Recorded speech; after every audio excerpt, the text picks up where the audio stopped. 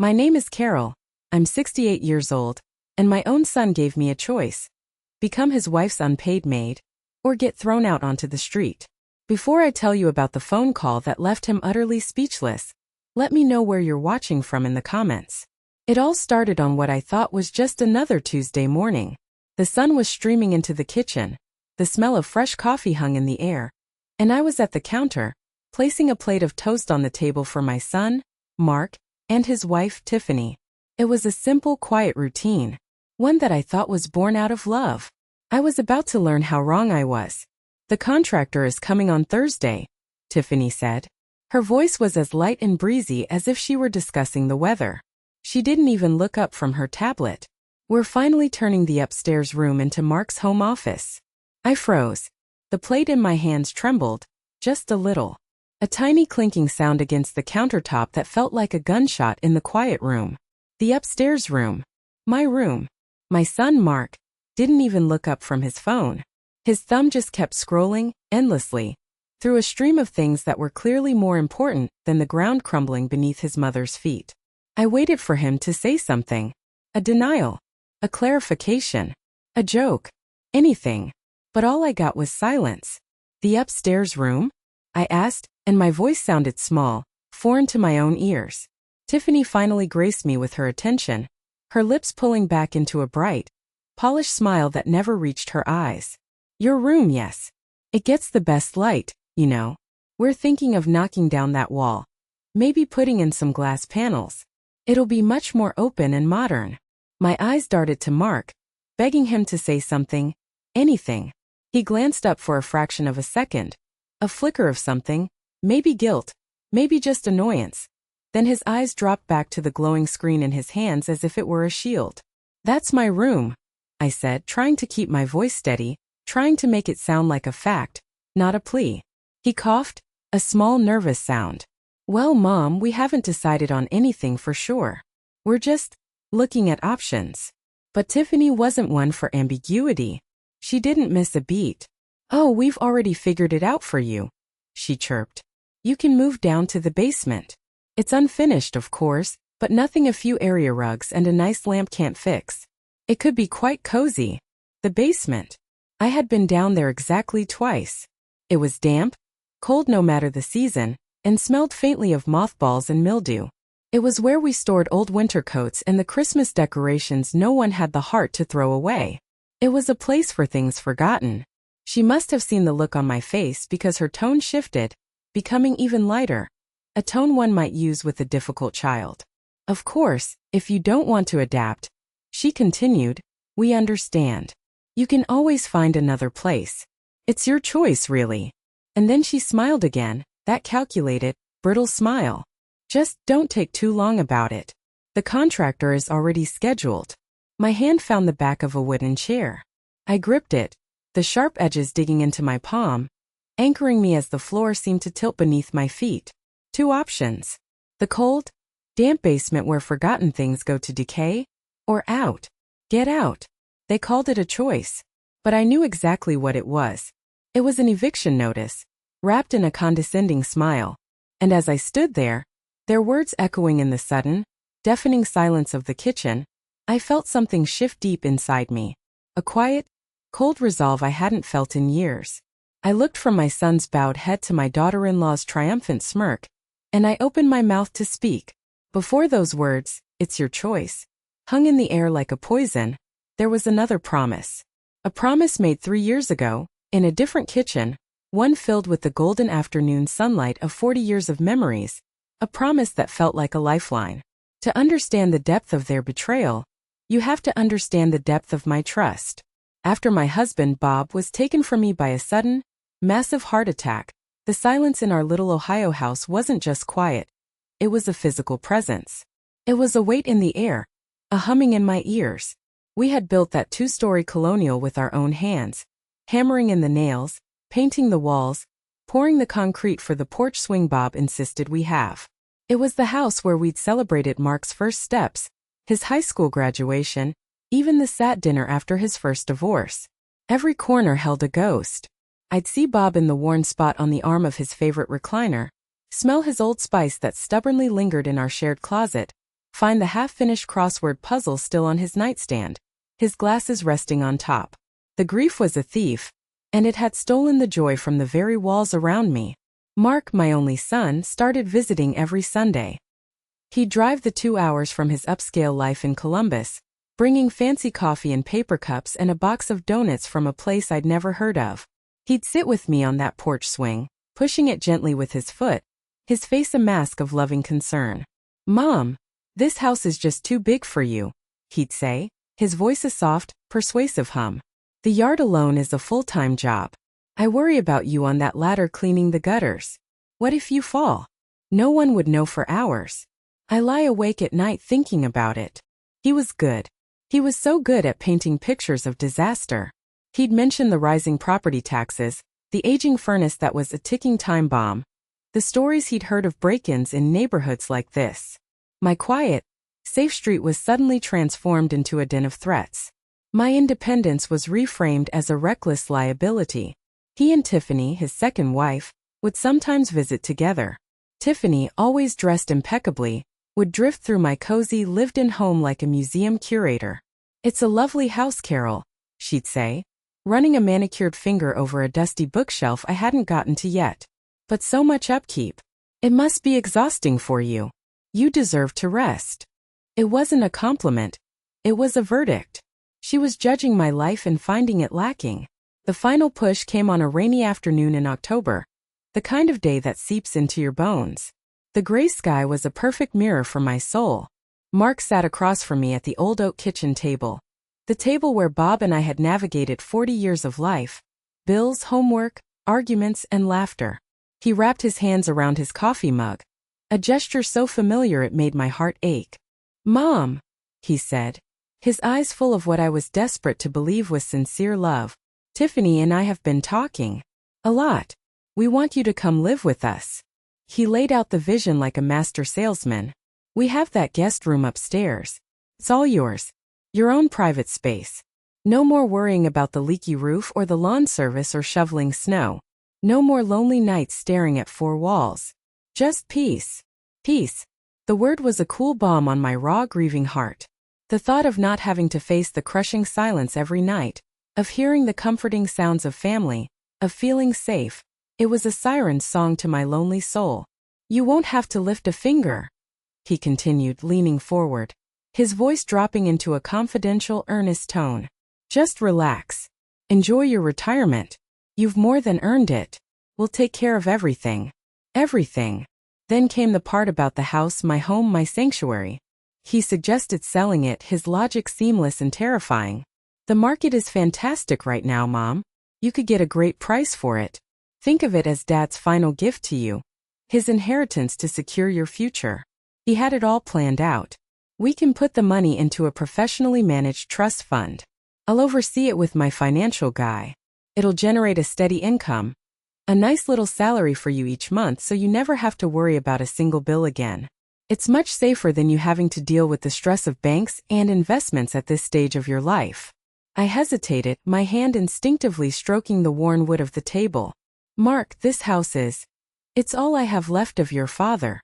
"I know, Mom," he said, his voice dropping to a near whisper. He reached across the table and covered my hand with his.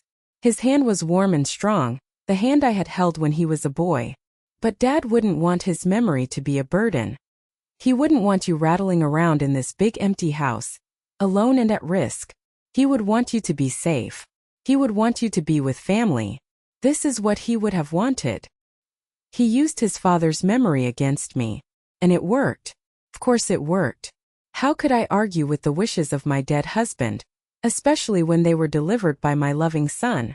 3 weeks later, I sat in a sterile lawyer's office, a place that smelled of old paper and ambition. A stack of documents sat in front of me, a mountain of fine print I didn't understand. Mark sat beside me, a reassuring presence, pointing where I needed to sign. I signed away the deed to my home. Then I signed the papers that established the trust and gave Mark power of attorney over the proceeds, over my entire financial future.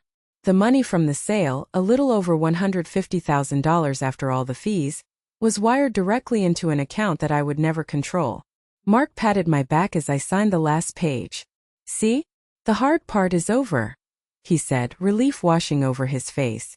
Packing up 40 years of a shared life was the closest thing to hell on earth. Every object I touched screamed a memory. Bob's favorite fishing lure. The silly ceramic mugs we bought on our 25th anniversary trip. I was forced to decide what was worthy of keeping, reducing a lifetime of love to what could fit in a dozen cardboard boxes. When the moving truck pulled away, leaving me standing in the echoing, empty rooms of my past, I felt a profound sense of loss, a grief almost as sharp as the day Bob died.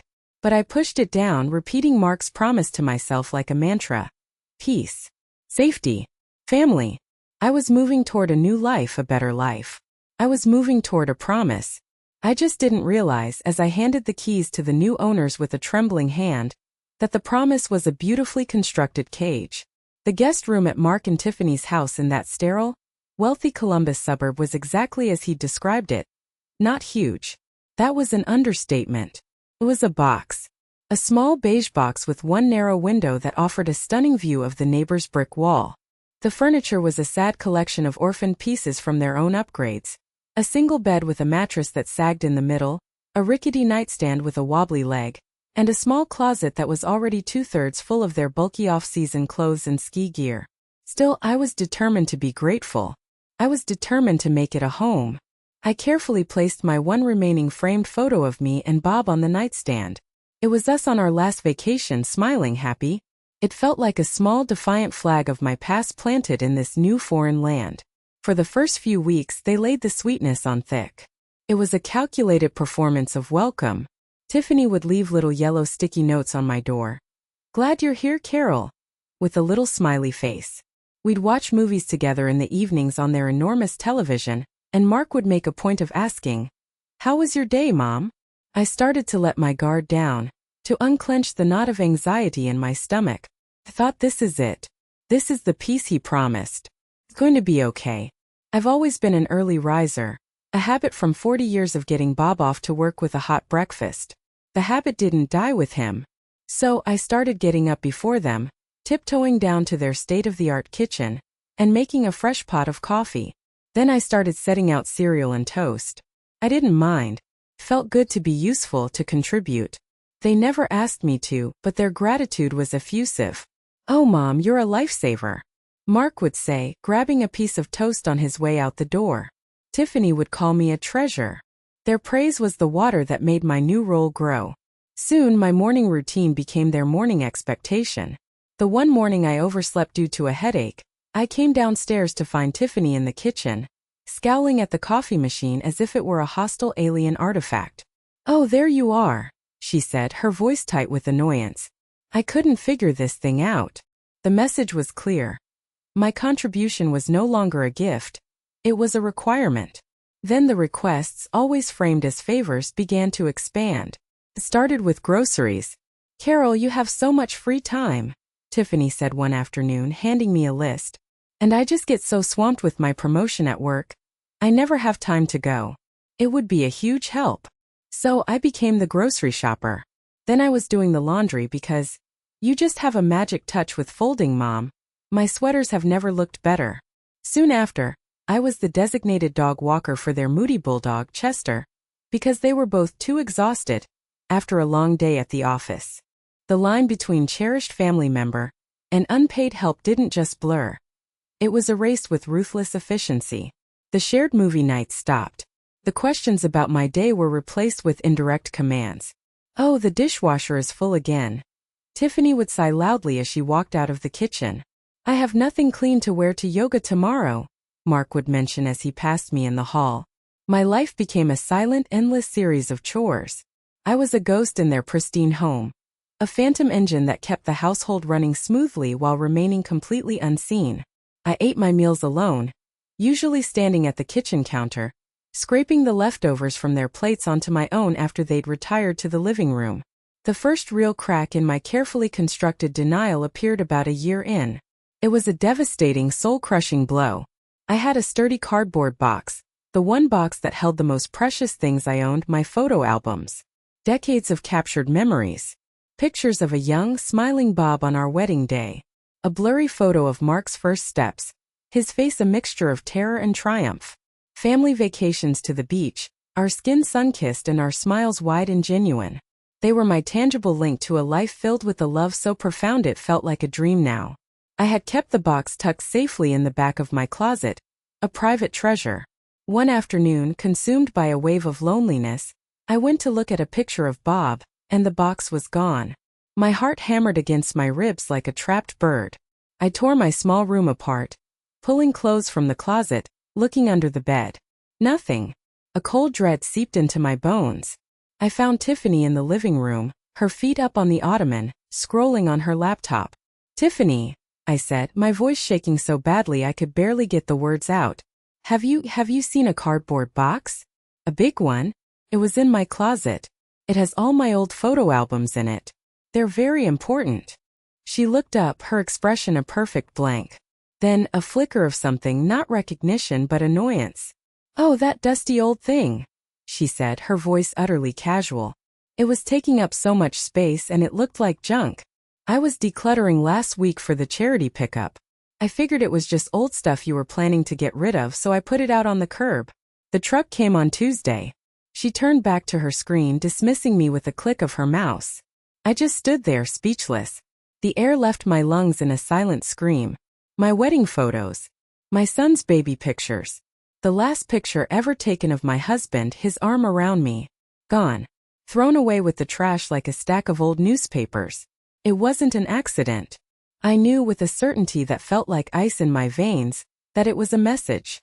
A brutal, calculated act of erasure. Your past doesn't matter here. Your memories are clutter. You are clutter. I didn't cry. I was too stunned, too hollowed out for tears. It felt like a part of my soul had been physically amputated without anesthetic. The final soul-crushing nail in the coffin of my identity came on the night of their annual Christmas party. The house was filled with their friends, all younger, wealthier, exuding an effortless confidence I could only dream of. I had spent the entire day cooking and cleaning, preparing trays of intricate appetizers, making sure every surface gleamed. I was in the kitchen, refilling a bowl of dip, when one of Tiffany's friends, a woman dripping in diamonds, breezed in. "You must be the live-in help Tiffany was telling us about," she said with a bright, condescending smile. She said she found someone absolutely wonderful and so affordable. Before I could find my voice to correct her, Tiffany glided into the room, a champagne flute in her hand. She placed a proprietary hand on my arm. "Oh no, Sylvia, this is Carol, Mark's mother," she said, laughing a light, tinkling laugh that didn't reach her cold eyes. Then she leaned in, her voice a conspiratorial whisper loud enough for me to hear clearly. "She's our wonderful long-term guest. A real blessing. Honestly, we'd be lost without her. A guest. After 3 years of cooking their meals, washing their clothes and scrubbing their floors, I was a guest. A blessing. Not family. Not even a person, really. I was a function. An amenity." The words echoed in my head, drowning out the festive party noise. Long-term guest. That night, back in my creaky single bed, staring at the one remaining photo of me and Bob, I finally allowed myself to face the unvarnished truth. I wasn't living with family. I was living in a state of invisible servitude. I had traded my home, my security, and my past for a promise of peace, and in return, I had been systematically erased. The illusion of my peaceful life, already cracked and fragile, was about to be shattered into a million pieces. The final blow arrived not with a bang, but in a plain white envelope with a small, discreet logo of an investment bank in the corner. It was buried in a stack of junk mail, pizza flyers, credit card offers, a local car dealership ad. I almost tossed the whole pile into the recycling bin, but something about the formal look of that envelope made me pause. My hands felt a little unsteady as I slid it open with a paring knife from the kitchen. It was a quarterly statement for the Carol Peterson Family Trust. A name that sounded so official, so secure. I'm not an expert in financial documents. The columns of numbers, the jargon like market value and unrealized gains, were a foreign language to me. But I know how to read the bottom line. My eyes scanned past the dense blocks of text, searching for the final definitive number. The summary of my life's worth. And then I saw it. My breath hitched in my throat. I blinked, convinced my aging eyes were playing tricks on me. I held the paper closer to the kitchen light, tracing the number with a trembling finger. It didn't change. $412.15. From over $150,000, my entire life savings, the sum total of the home my husband and I had poured our blood, sweat, and tears into for 40 years, my entire inheritance. All that was left was $412.15. Enough for a week's worth of groceries if I was careful. The paper fluttered from my numb fingers and landed on the polished granite countertop. I gripped the edge of the counter to keep from falling. The pristine kitchen, a room I had cleaned 1,000 times, suddenly felt like it was tilting, the floor dropping out from under me. A wave of nausea, hot and acrid, washed over me. It couldn't be real. A clerical error. Typo. It had to be a mistake. Simply had to be. I sat there at the kitchen island for hours, the statement lying before me like an obituary. I didn't move. I just stared, the numbers burning themselves into my brain. The sun set, casting long shadows across the floor. I didn't turn on the lights. I just sat in the growing darkness until I heard Mark's key in the front door. He walked in, whistling a cheerful off-key tune, dropping his expensive leather briefcase by the door. "Hey Mom, what's for dinner?" he asked brightly, heading for the refrigerator. "I'm starving." I didn't say a word. I couldn't. I just raised a trembling hand and pointed at the single sheet of paper on the island. He stopped, his hand on the fridge door. He saw my face, saw the look in my eyes, and his casual smile faltered. He walked over slowly, cautiously, as if approaching a wounded animal. He picked up the paper. He read it, and I watched every ounce of color drain from his face. For a moment he looked like a boy again, a boy caught with his hand in the cookie jar. He opened his mouth, then closed it. He ran a hand through his perfectly styled hair, messing it up. "Mom," he began, his voice low, a frantic edge to it. "Okay, let's just sit down. Let's talk about this." He pulled up a stool, but he wouldn't meet my eyes. He stared at the statement as if it were a confession he wasn't ready to make. "I was going to tell you," he said, the words coming out in a defensive rush. "I swear I was. It's just, things have been tight lately. Really tight. We had to dip into the fund a little bit." "A little bit, Mark?" My voice was a raw, broken whisper. "A little bit? Mark, it's all gone. The inheritance your father left me, it's gone."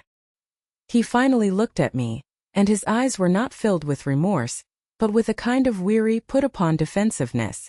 "It's not all gone, okay? And we needed it. We had no choice. Tiffany's old car was a death trap. We had to get her that new SUV. The transmission on my sedan went out, that was $5,000 right there. Then the plumbing in the guest bathroom backed up and flooded the whole floor. The contractor completely ripped us off. It was one thing after another, a constant drain. My salary, even with my last promotion, it just doesn't go as far as you think." I was floored, stunned into silence by the sheer breathtaking audacity of his excuses. An SUV? A car repair? My financial security, my future, had been systematically drained to fund their lifestyle upgrades and household emergencies. He spoke of it as if it were his money, a shared family resource he was entitled to use as he saw fit. "And there was that investment," he mumbled, his gaze dropping back to the paper. "A friend of mine at work, a really smart guy, he had this can't-miss opportunity. A new tech startup. I thought I could put some of the money in, double it, maybe even triple it, and pay everything back before you ever noticed. I thought I was doing something smart for us. For our family." He let out a bitter, self-pitying laugh. "The company went bankrupt last month. A total loss." A single tear, hot and heavy, finally escaped and slid down my cheek. "You gambled it away?" I whispered, the words tasting like ash in my mouth. "You gambled away my money, Mark? Your father's money." "It wasn't a gamble. It was an investment," he insisted, his voice rising, laced with indignation. "And it's not like you needed it. You're living here rent-free. We take care of you. We buy your food, we pay the utilities. What do you need $150,000 for?" The cruelty of that question, the sheer, callous disregard for my personhood, was like a physical blow. I had been paying my rent every single day with my labor, with my dignity, with the erasure of my own life. And I want you to listen very closely to what my son did next, because this is how they twist the knife until it hits bone. This is how they wrap poison in the language of love and make you feel guilty for being the one who was stabbed. He saw my tears, saw my devastation, and his demeanor instantly shifted. The anger vanished, replaced by a performance of deep, loving concern. He moved his stool closer and reached for my hand. His voice became gentle, soothing, the voice he used when I was a child and had fallen and scraped my knee. Hey, come on, Mom. Don't cry. Please don't cry, he murmured, stroking my hand. It's just money. Money comes and goes. The important thing, the only thing that matters, is that you're here with us. You're safe. I promised Dad on his deathbed I would take care of you, and I am. You're safe. He squeezed my hand, a gesture that was meant to be comforting but felt like the closing of a lock. He wasn't comforting me. He was managing me. He was telling me that my complete financial ruin was an acceptable price to pay for his protection. He was telling me to be grateful for the beautiful, well-appointed cage he had built around me. He had stolen my past and now he had stolen my future, and he was telling me it was all for my own good. I pulled my hand back from his as if his touch had burned me. He looked surprised, even a little hurt, the master manipulator confused when his favorite trick failed to work. But as I stared into the eyes of the boy I had raised, I realized, with a certainty that chilled me to the core, that I wasn't looking at my son anymore. I was looking at a stranger who had devoured my life and was now patiently waiting to pick his teeth with my bones.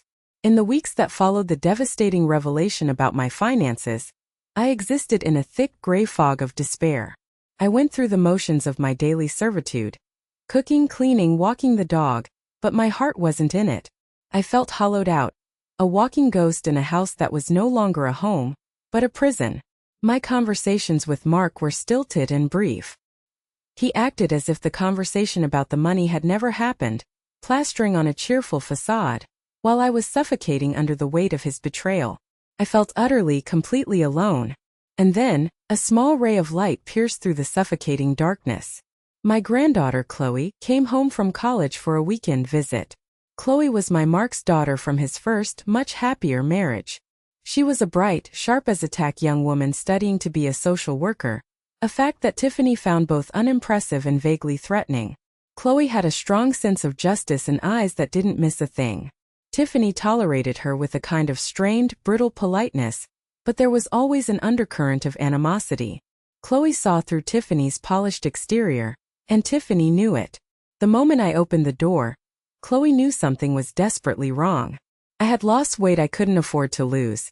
There were dark, bruised-looking circles under my eyes that no amount of concealer could hide. She dropped her bags and wrapped me in a fierce, tight hug, her hug lingering just a little longer than usual. "Grandma," she whispered into my hair, her voice tight with concern. "What's going on? Are you okay?" I tried to brush it off with a weak smile and a lie about not sleeping well, but she wasn't buying it. For the rest of the day, she was a quiet observer. Her eyes followed me around the house, and I could see her piecing together the ugly truth of my existence there. She saw how I automatically refilled Tiffany's iced tea glass without being asked. She saw how I jumped up to clear the plates the second Mark pushed his chair back from the lunch table. She saw the dismissive, condescending way Tiffany spoke to me, asking me to fetch her reading glasses from upstairs as if I were a servant, not a grandmother. That evening, Mark and Tiffany went out to a dinner party with some of their wealthy friends. The moment the door closed behind them, Chloe turned to me. She found me in the kitchen, my hands submerged in a sink full of soapy water, scrubbing a pot with a vigor born of suppressed rage. She came and stood beside me, gently taking the sponge from my hand and turning off the water. "Stop, Grandma," she said softly but firmly. "No more. Let's talk." She led me to the formal living room, a pristine white-on-white space that I was never allowed to enter, and we sat on the plush sofa that still had the decorator's tags on the cushions. She took both of my hands in hers, her young hands warm and strong. She looked me straight in the eye. "Tell me everything," she said, "and don't leave anything out." And for the first time in 3 long years the dam broke. The words, the humiliation, the pain I had bottled up inside came pouring out of me in a torrent of whispered grief and shame. I told her about the endless, thankless chores. I told her about the feeling of being invisible, a ghost in my own son's home. My voice cracked as I told her about the photo albums, how Tiffany had thrown away 40 years of my memories like trash. And finally, the tears I had refused to shed streaming down my face, I told her about the money. I told her how they had stolen my security, my future, my inheritance from the man I loved. Chloe listened, her expression hardening from concern to quiet, cold fury. Her knuckles were white where she gripped my hands. When I finally fell silent, exhausted and empty, she didn't offer platitudes or empty reassurances. She offered something much more powerful: validation. "Grandma," she said, her voice shaking with anger on my behalf, "this is not okay. This is so much worse than I ever imagined. They are using you. They are exploiting you. This isn't love, this is abuse. And that basement they're talking about? I took a look when I put my suitcase down there earlier. It's damp and it smells of mold. You can't live there. You are not overreacting. You are not crazy. You are being systematically broken down, and I am not going to let it happen." To hear someone else say it, to have my ugly secret reality acknowledged and named, was like a lifeline thrown to a drowning woman. I started to cry again, but these were not tears of sadness. They were tears of profound, gut-wrenching relief. I wasn't invisible. Chloe saw me. Her visit, however, was like poking a hornet's nest. Tiffany was furious that her carefully controlled environment had been breached. I think she sensed that she was losing her grip, that someone was now seeing behind the curtain of her perfect life. And so, she decided to reassert her dominance in the most publicly humiliating way she could devise. The day after Chloe left, Tiffany approached me in the kitchen, her face arranged into that sickeningly sweet smile she used when she was about to be particularly cruel. "Carol," she announced, her voice dripping with false sincerity, "to show how much we truly appreciate everything you do for us, Mark and I want to have a special family dinner on Friday night. A real celebration. Just the three of us. And we were hoping you'd make your famous pot roast. You know, the one Mark loves so much from his childhood." My heart sank like a stone. It wasn't an invitation. It was a summons. A command performance of happy family unity designed to erase Chloe's influence and put me firmly back in my place. But what choice did I have? To refuse would be to ignite a war I didn't have the strength or resources to fight.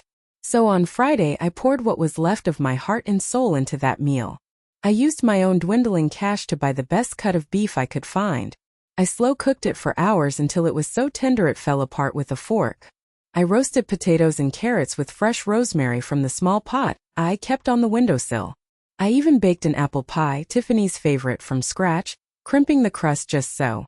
I set the table with the good china, the plates I was usually only allowed to wash, and even put a small vase of daisies in the center. It was a desperate, pathetic peace offering. They arrived home late, arguing about something that had happened at one of their offices. They sat down at the table without even commenting on how nice it looked. Mark sniffed the air and offered a cursory, "Smells good, Mom." The meal was eaten in a tense, cold silence. They talked about their work, about a vacation they were planning to take to Hawaii, a trip paid for with my money. They didn't ask me a single question. Then came the critiques, delivered with the casual cruelty of a restaurant critic. "The meat is a little on the dry side, Carol," Tiffany said, pushing a piece around her plate with her fork. "You must have left it in the oven a few minutes too long." "Yeah, Mom," Mark chimed in, eager to agree with his wife. "And the veggies are a bit soft. You know I like them with a bit more of a crunch, al dente."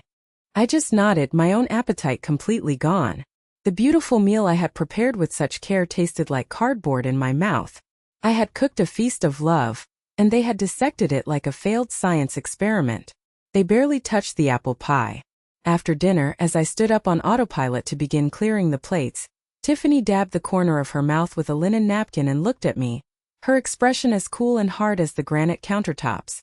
"By the way," she said, her voice utterly devoid of emotion, "the contractor is confirmed for Monday morning at 9 a.m.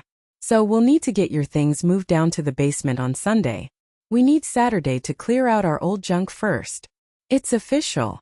She said it right to my face, after a meal I had cooked to please her, in the home I had paid for with my life. It wasn't just an announcement. It was a final brutal assertion of power. It was the final turn of the screw. A public execution of my last shred of dignity. And as I stood there holding their dirty plates, the smell of my lovingly prepared, rejected meal filling the air. I felt something inside me snap. It wasn't a loud, violent break. It was a quiet, clean fracture. The part of me that still hoped, that still tried, that still cared what they thought, it just died. And in its place, something cold and hard and clear began to grow. The morning after that sham of a family dinner, I found myself in the laundry room, a small windowless space that had become my de facto office. I was on autopilot, folding a load of Mark's still warm dress shirts, the scent of fabric softener thick in the air. I was smoothing out a collar when Mark appeared in the doorway, closing it softly behind him. That simple act, closing the door, sent a jolt of ice through my veins.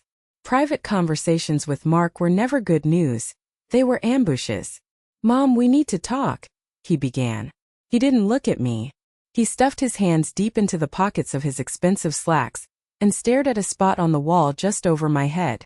He looked uncomfortable, like a CEO about to downsize a loyal employee. I continued folding. My movements were precise, robotic. A crisp fold down the middle, sleeves tucked just so. A smooth, perfect rectangle. It was the only thing in my world I could control. "This whole thing with Chloe visiting," he sighed, the sound heavy with manufactured weariness. "And you being so quiet and emotional at dinner last night. It's creating tension. Tiffany and I, we just need some balance in the house. Some stability. A drama-free zone, you know?" I gave a single, non-committal nod, not gracing his performance with a verbal response. I placed a folded shirt on the growing stack. "You're welcome to stay here, Mom. We want you here," he continued, the lie so thin it was transparent. "But if you're going to stay, there are going to have to be some adjustments. Some new ground rules." I finally paused, my hands resting on a half-folded shirt. I looked up at him, my expression a complete blank. I was a mirror reflecting nothing. He took my silence as an invitation to proceed. He cleared his throat and began to tick off his list of grievances as if he were reading a corporate memo. "First, we need fewer interruptions. Your personal calls, especially with Chloe, should be kept in your room. The negativity is really starting to affect Tiffany." My granddaughter's love and concern were now officially classified as negativity. "Second," he went on, gaining momentum, "no more questioning the decisions we make about the house. The office renovation is happening. It's a business decision for my career, and it's not up for debate. We need you to be supportive of that. And third," he said, finally looking at me, his eyes hard and unapologetic, "since space upstairs is going to be tight with the new office setup, and Tiffany's job is getting more demanding with her promotion, we'd appreciate a little more proactive help with the chores. Not just doing what you see, but maybe asking Tiffany at the start of each day what else needs to be done. Just to keep things running smoothly. More." He wanted more. After 3 years of my unpaid, unending labor, he wanted me to formally apply for the position of head housekeeper each morning. I placed the perfectly folded shirt on top of the stack. The pile was neat, orderly, a stark contrast to the chaos raging inside me. Then he delivered the line I knew was coming, the one they always used to maintain the illusion of my freedom, the one that was supposed to make them feel like benevolent hosts rather than captors. "And if that doesn't seem fair to you," he said, his voice softening into a tone of false sympathy, "then we understand. You can always choose to leave." He paused, letting the threat hang in the air. Then he seemed to remember another loose end he needed to tie up. A final power play to ensure my compliance. His tone turned cold again, sharp and businesslike. "By the way," he said, his voice casual, but his eyes were like chips of ice, "I spoke with my lawyer friend again after you saw the bank statement, just to make sure all our bases were covered. He confirmed again that since you signed the power of attorney for the trust, I have full legal discretion over the funds. There's no legal recourse. He said any lawyer you tried to hire would laugh you out of their office. So if you leave, Mom, you won't get a single penny. Not that there's anything left to get." He smiled then, a small, smug, triumphant smile. He thought that was his trump card. He thought he had me trapped, a checkmate in his cruel little game. He saw the financial threat as the final unbreakable bar on my cage. He thought he was looking at a defeated old woman, financially destitute and utterly dependent on his charity. What he didn't see was that I wasn't looking for a way to break the bars anymore. I was simply going to walk out the open door he kept offering me, I looked him straight in the eye, my gaze steady. "You built something here, Mark," I said, my voice quiet but clear as a bell. "You and Tiffany built a beautiful life for yourselves. I just didn't realize that I was the raw material." A flicker of confusion, then annoyance crossed his face. He didn't understand. It didn't matter. Before he could formulate a response, I picked up the laundry basket, its weight familiar in my arms. "I don't want to hurt you, Mom," he said quietly as I reached for the doorknob, a last-ditch effort to cast himself as the victim. "I know," I replied, turning to look at him one last time, the full devastating truth of his weakness and his cruelty settling upon me. "That's why it hurts so much." I walked out, leaving him standing alone among the scent of clean laundry and his dirty demands. I went upstairs to my room for one more day, and closed the door. What he didn't know, what neither of them knew, was that I had started preparing for this moment the day Chloe had opened my eyes. Her visit had been the spark that ignited a long-dormant ember of self-preservation. Quietly, methodically, when they were at work, I had packed a small, nondescript suitcase. It was an old, soft-sided one I'd had for years, and it was hidden behind an old, dusty dresser in the corner, out of sight. It wasn't a dramatic act of rebellion planned in a fit of anger. It was a quiet, deliberate act of survival. In it were the essentials, the artifacts of a life they had tried to erase. My important documents sealed in a waterproof bag. My birth certificate, social security card, Bob's death certificate, our marriage license. A small stash of emergency cash I had squirreled away over the years from birthday cards and the occasional $20 bill I'd managed to save from the grocery money. A few changes of clothes, practical and comfortable. My late husband's college ring. And at the very bottom, wrapped in a soft, worn dish towel, was Bob's old wristwatch. The leather was cracked and the battery was long dead, but I loved the solid, comforting weight of it in my hand. It reminded me of a time when I was loved unconditionally. A time when I was more than just a function. Mark's legal threat was meant to paralyze me with fear. Instead, it was the final, clarifying piece of the puzzle. It was the last bit of proof I needed. It severed the last threadbare cord of maternal hope I had for my son. He wasn't just weak and easily manipulated by his ambitious wife. He was an active, willing participant in my destruction. He was willing to use lawyers and threats to keep his unpaid housekeeper in line. He thought he had cornered me. He thought he had stripped me of all my power. But power isn't always about money or legal documents. Sometimes the greatest power is the quiet, unshakable decision to say, "No more." He had no idea that the game was already over. He had just made his final move, but I had already won. I wasn't planning on fighting him for the money, not yet. I was planning on doing something far more valuable. I was planning on taking back my life. And he, in his arrogance, had just handed me the key. That evening, as the sun began to set, casting long, mournful shadows across my small room, I sat on the edge of the lumpy mattress and wrote the note. It was the most important thing I had written in years. I didn't use the floral stationery Tiffany had given me for my last birthday.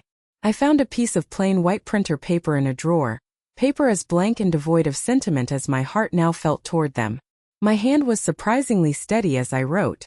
"Mark and Tiffany, thank you for the offer and the new ground rules. I've considered them carefully. I'm choosing the second option. I will be in touch through my lawyer. Mom." The word lawyer was a small, satisfying act of defiance. A bluff for now, a seed of a future I hadn't yet planned, but it felt good to write. It felt powerful.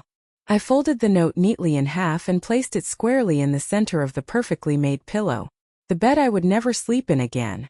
Then I did a final sweep of the room, my cage for the last 3 years. I didn't take much. I left behind the stack of books they had never seen me read.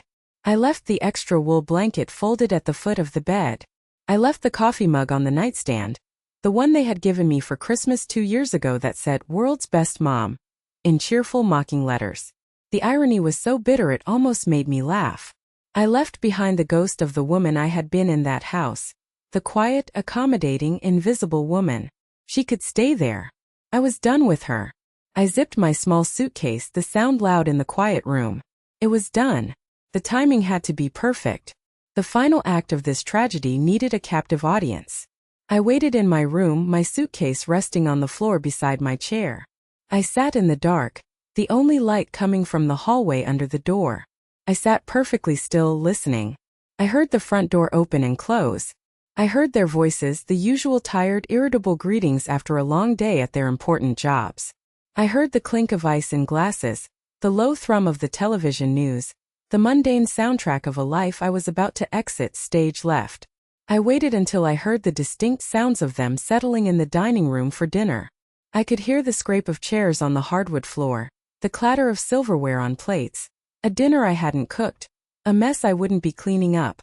I could hear the low murmur of their conversation, Tiffany's voice sharp and clear as she complained about a colleague, Mark's a dull, rumbling response of agreement. Then I stood up. I took a deep, steadying breath. My heart was pounding against my ribs, a frantic, wild drumbeat. But it wasn't a rhythm of fear. It was a rhythm of exhilaration, of a terrifying, wonderful sense of impending freedom. I picked up the handle of my suitcase.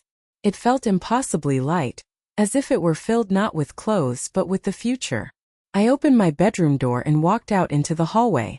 The floorboards creaked under my feet, a familiar sound that had always made me cringe, worried I might be disturbing their peace. Tonight the sound was a drumroll. Proclamation. Each creak was a step away from my old life. I am here. I am leaving. I reached the bottom of the stairs and walked with deliberate, unhurried steps past the wide entryway to the dining room. I didn't slow down, but I could see them clearly out of the corner of my eye. They were sitting under the glittering chandelier, heads bent over their plates, completely oblivious. Tiffany looked up first. Her fork, laden with food, stopped halfway to her mouth. A frown of confusion creased her perfectly smooth forehead. "Carol? What are you doing with that suitcase?" Her tone wasn't concerned. It was annoyed, as if I were a delivery person who had wandered into the wrong part of the house. I stopped at the front door, my back to them, my hand on the cold brass doorknob. I took another breath, then turned to face them. They were both staring at me now, their faces a perfect picture of confusion and irritation. Mark was wiping his mouth with a napkin, a small smear of sauce on his chin. "I'm leaving," I said. My voice was calm even. It didn't shake or waver. It was the voice of a woman who had made an irrevocable decision. Mark pushed his chair back, the legs scraping loudly, angrily, against the polished hardwood floor. He stood up, his napkin falling to the floor. "What are you talking about? Are you serious?" "Yes," I said, meeting his gaze without flinching. "I am." A smirk, cold and cruel, played on Tiffany's lips. She leaned back in her chair, a queen upon her throne, surveying a particularly impertinent subject. "And where exactly do you think you're going to go?" she asked, her voice dripping with a condescending pity that was more insulting than any shout.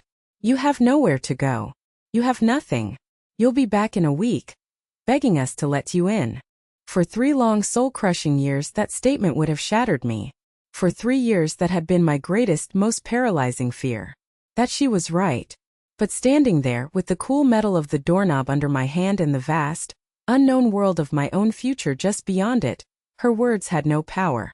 They were just noise. I looked straight at her, from her expensive haircut to her smug, self-satisfied smile, and for the first time, I didn't feel small or afraid or insignificant.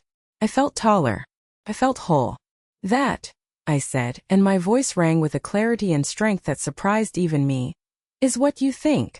And with that I turned the knob. I pulled the heavy door open. A gust of cool night air swept into the immaculate, stifling hallway. It smelled of damp earth and freedom. Felt like a welcome.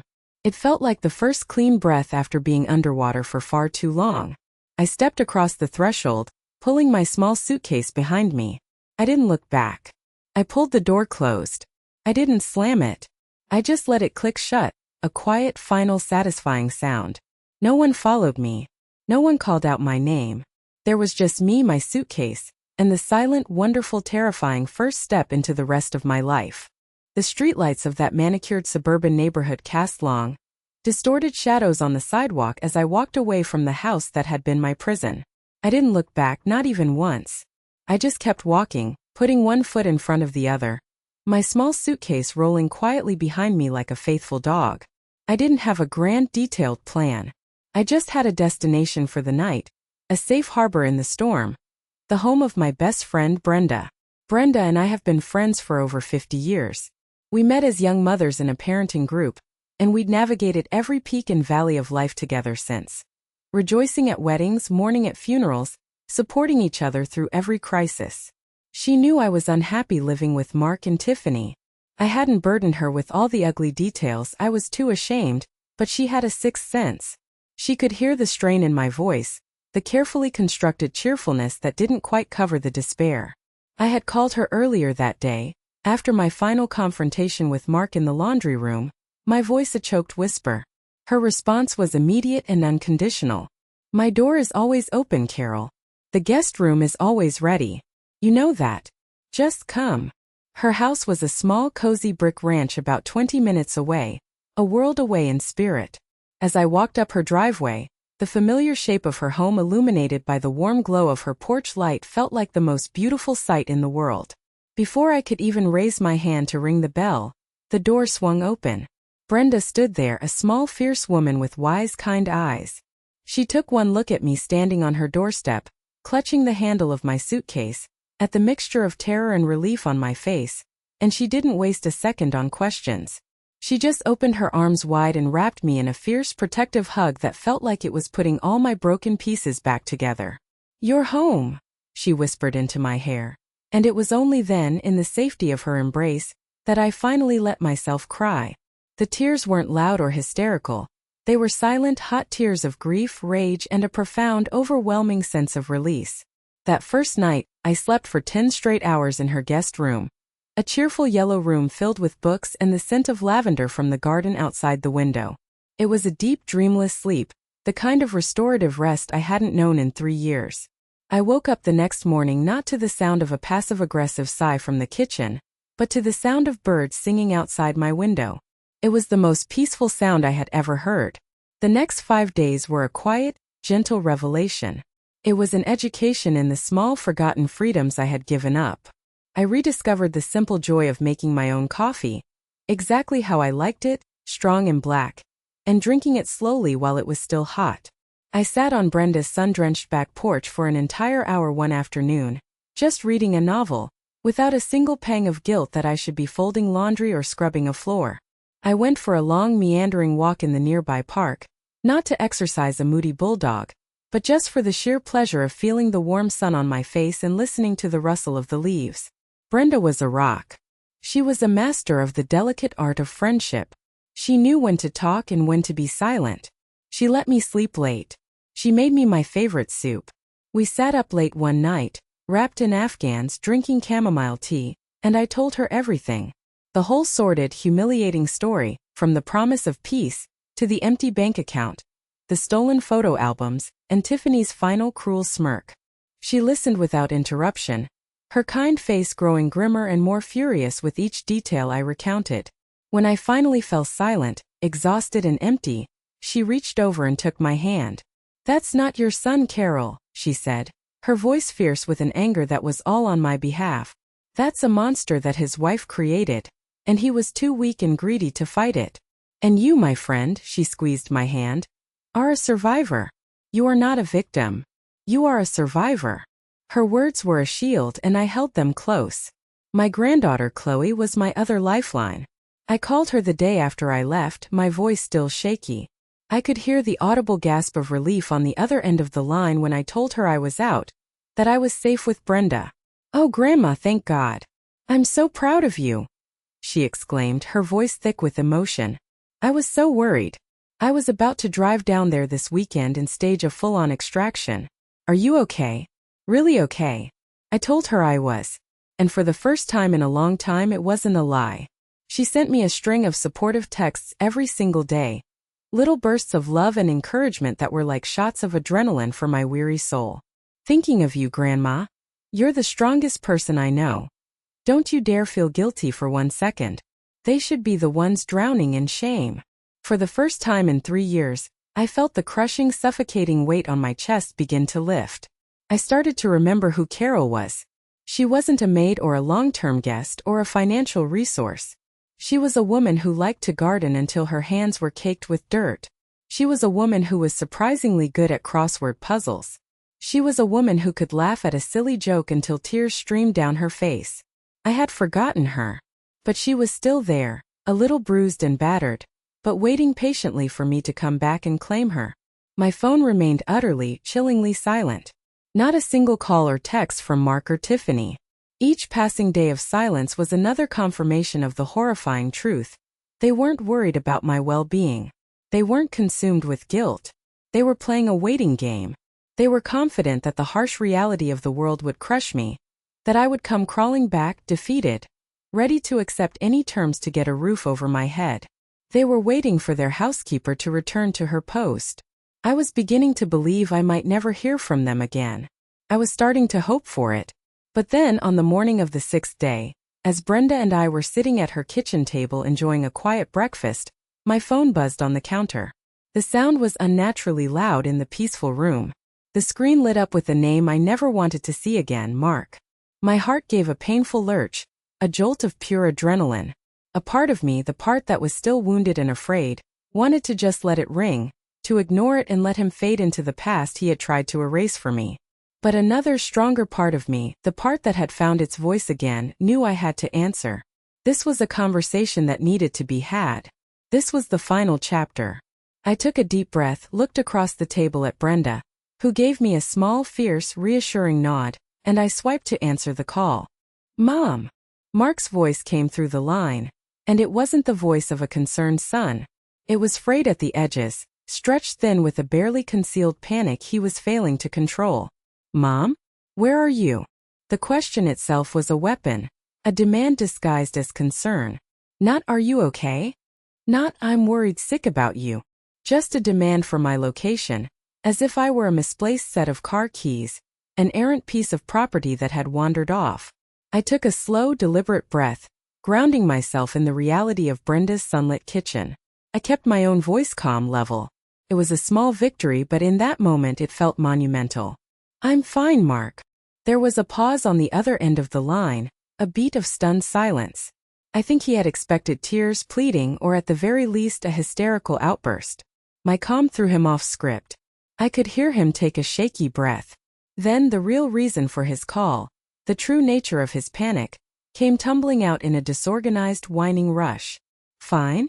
Mom, the house is a complete disaster, he said, his voice rising with every word, a crescendo of self-pity. Chester hasn't been walked properly in 2 days. He had an accident on Tiffany's favorite rug. Tiffany can't find her blue silk blouse for her big presentation tomorrow. There are dishes piled up in the sink, they're starting to smell, and the laundry. God, the laundry is overflowing. The hamper is a mountain. Nothing is getting done.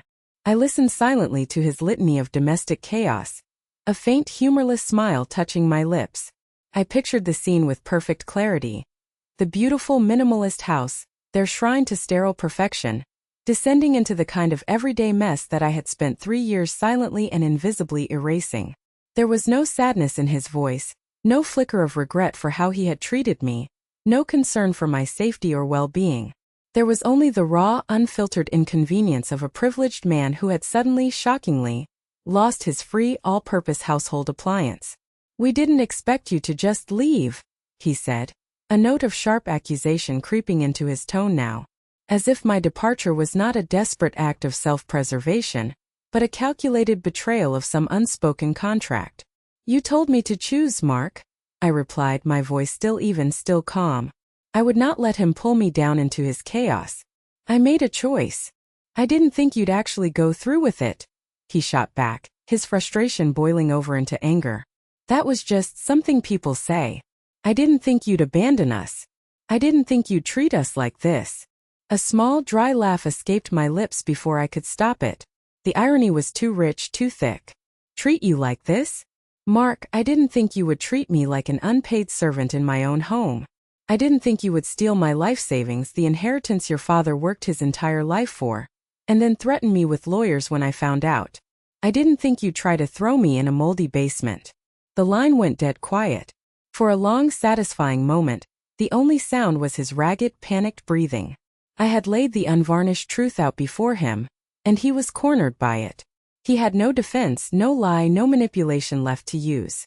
Finally, he spoke again, his voice dropping to a low, pleading tone. The anger was gone, replaced by a desperate, last-ditch attempt at manipulation. This was the voice he used when he wanted something he knew he didn't deserve. "Look, Mom, can you please come back?" he begged. "Just for a little while. Just until we can sort this all out. We can talk about everything. I promise."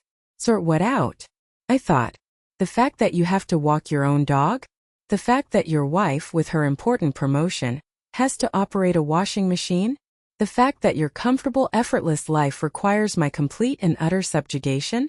I closed my eyes, picturing his face, not as the self-centered man on the phone, but as the little boy I had held in my arms, the boy I had taught to ride a bike, the boy whose scraped knees I had bandaged, the boy I had loved more than life itself. And I felt a sharp, profound pang of sadness, not for the man he had become, but for the son I had well and truly lost. "I needed you too, Mark," I said, and my voice was soft now, heavy with a grief that had nothing to do with dirty laundry or misplaced blouses. "I needed you after Dad died. I was broken and I needed my son. I needed kindness. I needed support. I needed you to look me in the eyes and see your mother, not just a solution to your domestic problems or a walking bank account."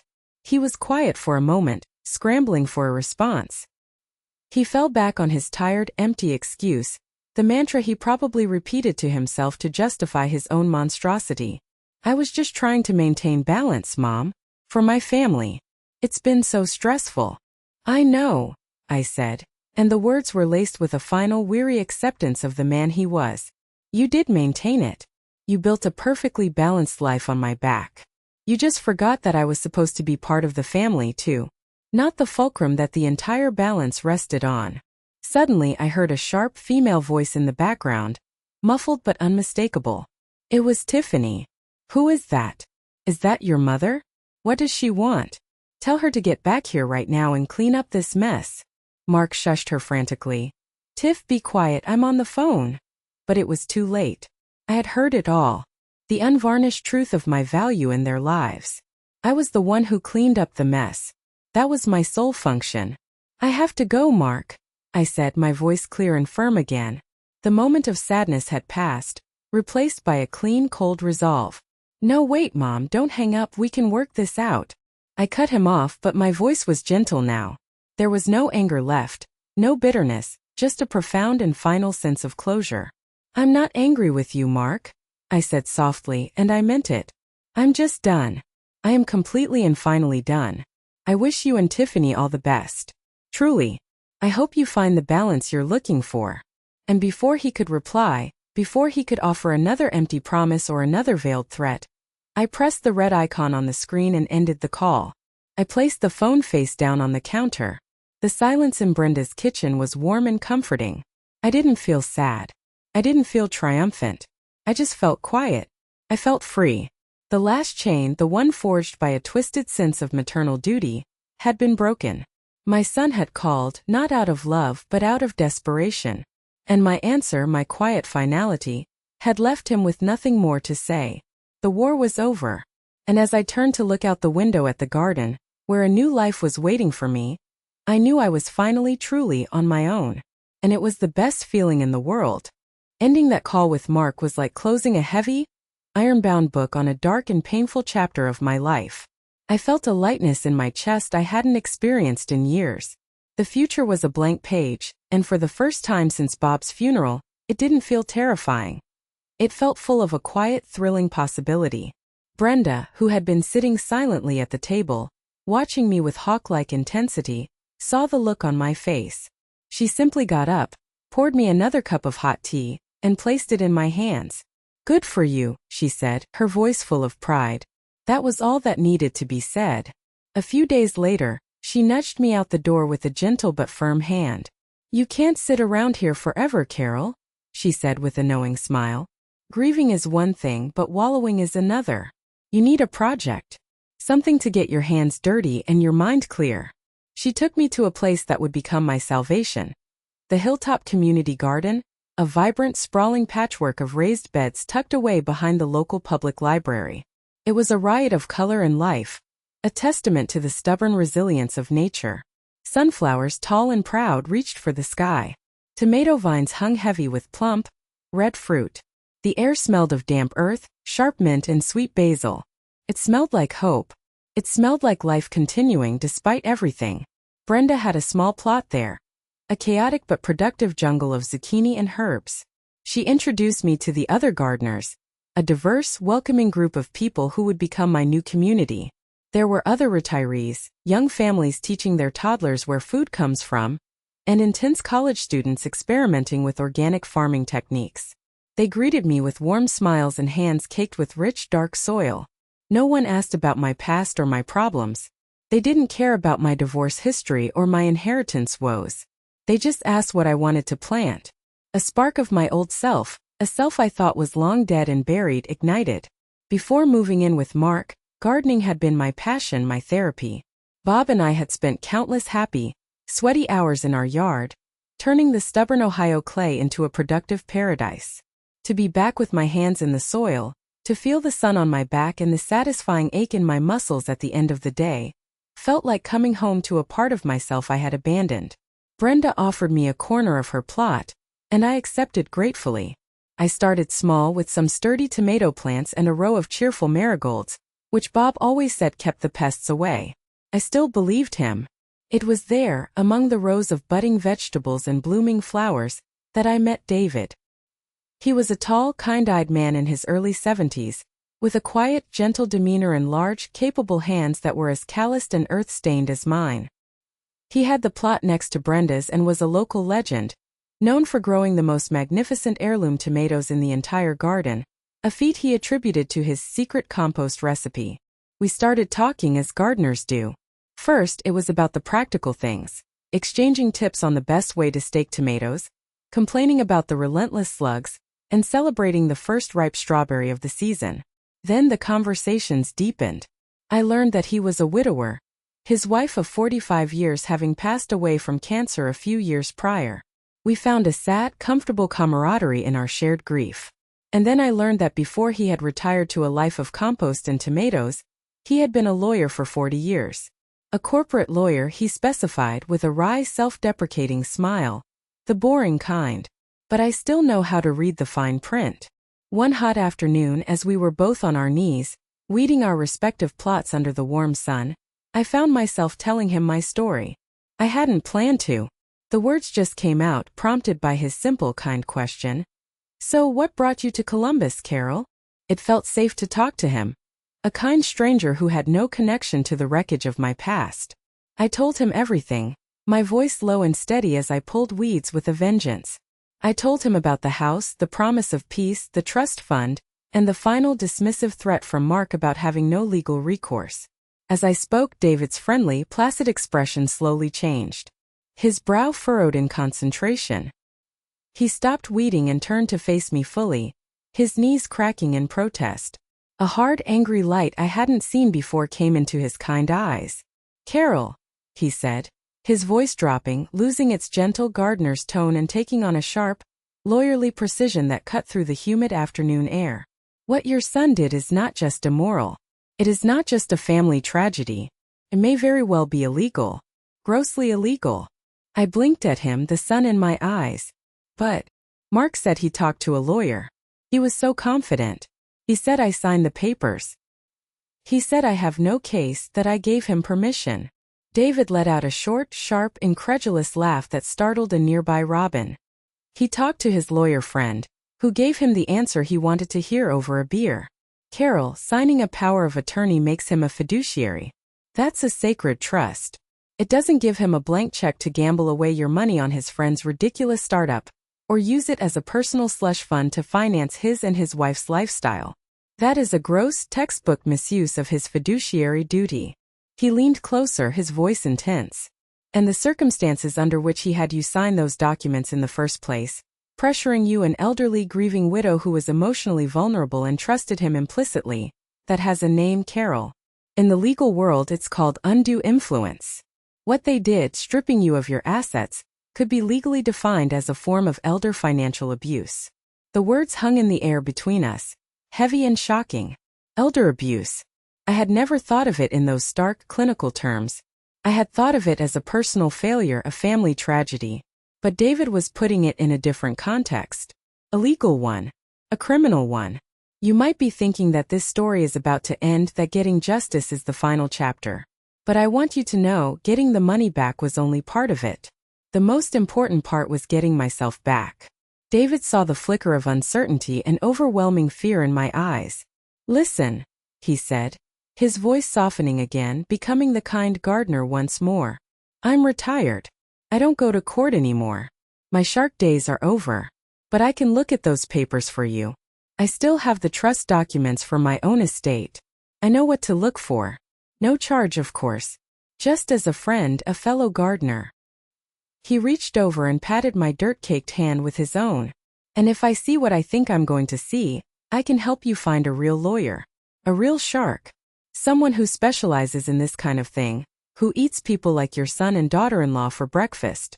You were taken advantage of, Carol. Badly. But this does not have to be the end of the story. You have rights. You have a voice.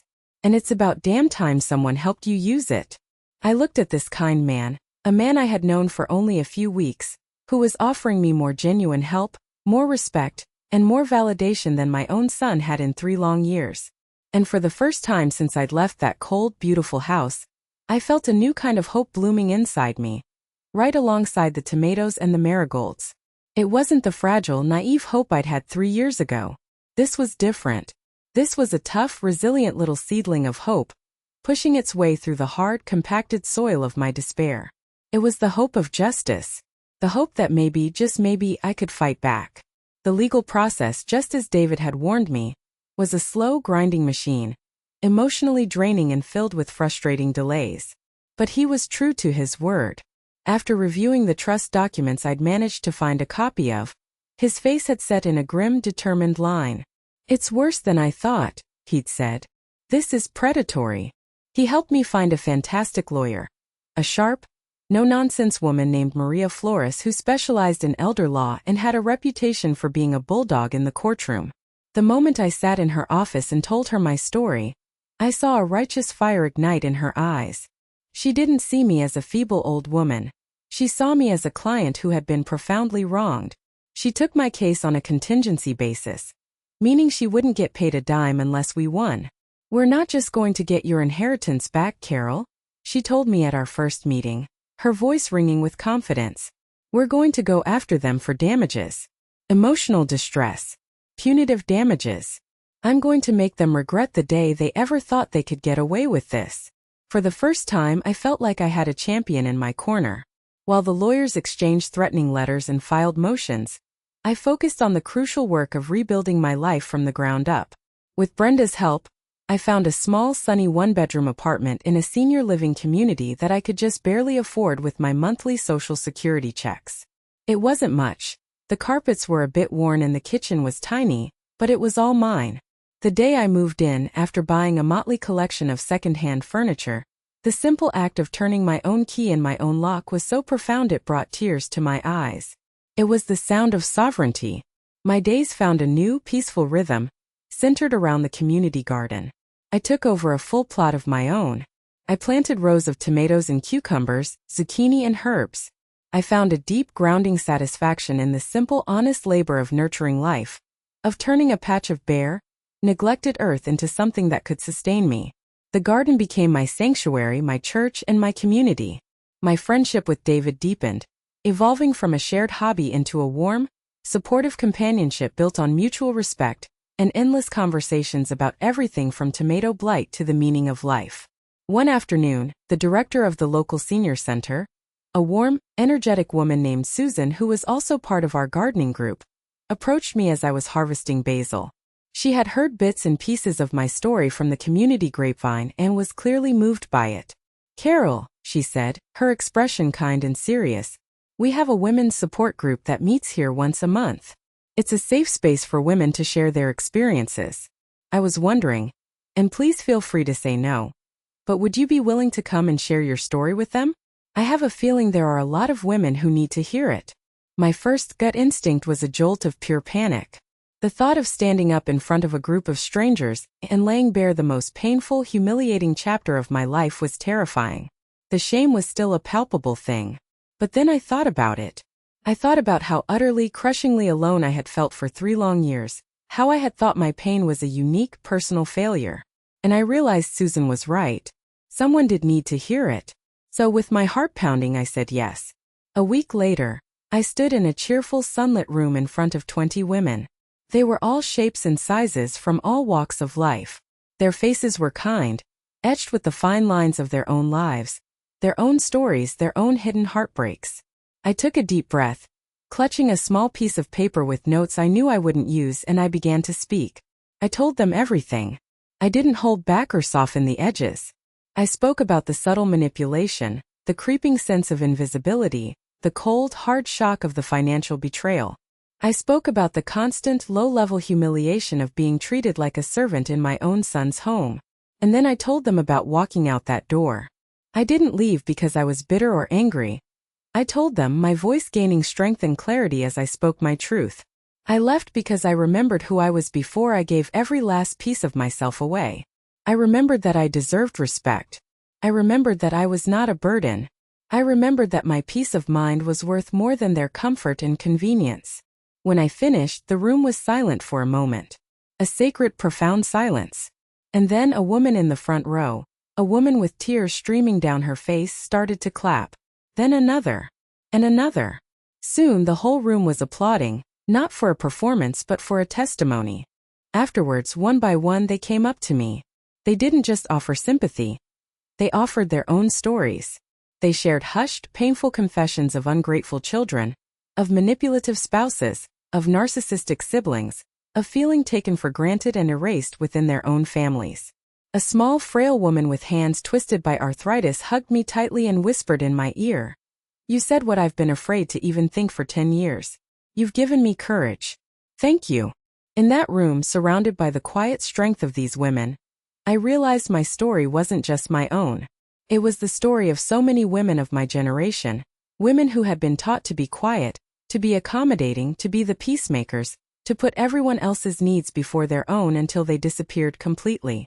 My journey isn't over. The lawsuit against Mark and Tiffany is still ongoing. A slow crawl toward justice, but Maria is confident we will win. But honestly, the money has become secondary now. The real victory, the most important victory, already happened. It happened the moment I chose myself over their expectations. It happened the moment I remembered my own worth. I am no longer a long-term guest, in someone else's house or the raw material for someone else's life. I am Carol. I am a gardener. I am a friend. I am a grandmother. And I am a survivor. My value isn't defined by how much I can do for other people. My value is inherent. It's mine. And I will never, ever let anyone take it from me again. Thank you so much for listening to my story today. If any part of what I've shared resonates with you, if you have ever felt invisible in your own life or been made to feel small by the people who should have loved you the most, please share your experience in the comments below. Let's create a community here and remind each other that we are not alone, and that our voices matter. And if my story touched you, please consider giving this video a like and subscribing to the channel for more stories like this one. You never know who might need to hear that it's not too late to reclaim their life.